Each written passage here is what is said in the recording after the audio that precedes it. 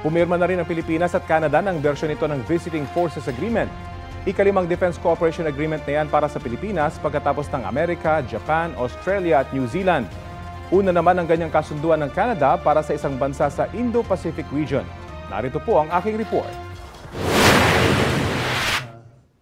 Inabot ng 10 buwan ang negosasyon para sa status of Visiting Forces Agreement sa pagitan ng Pilipinas at Canada.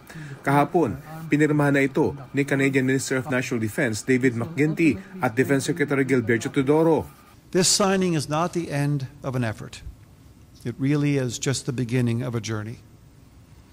One of deeper cooperation, greater understanding, and enduring partnership between our two great peoples, our militaries, and our nations. Bago maging epektibo, raratipikan pa ito ni Pangulong Bongbong Marcos at kailangang umayon din ng Senado.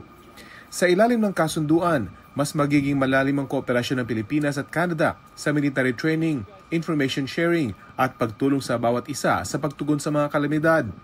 Ito na ang ikalimang Defense Cooperation Agreement ng Pilipinas at kauna-unahan ng Canada para sa isang bansa sa Indo-Pacific region. Underpinning this SOVA is the foundation on which it is built.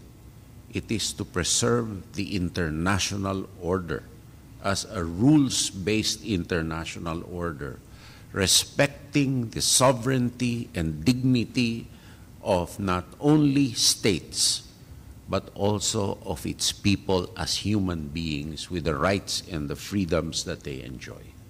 Umaasa ang Canada na sa pamamagitan ng kasunduan, makakasali na sila sa balikatan military exercises sa susunod na taon. Bago ang Canada, may kaparehong kasunduan na rin ng Pilipinas sa Japan, New Zealand, Australia at Amerika.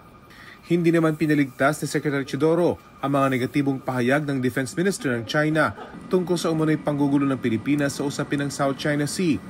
Walaan niyang pakialam ang China kung nais ng Pilipinas na magkaroon ng Defense Cooperation Agreement sa ibang bansa. Would you offer to talk to somebody who slammed your country that way? Of course not.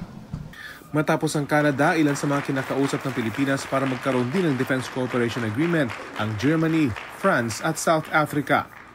Rafi Tima nagbabalita para sa GMA Integrated News.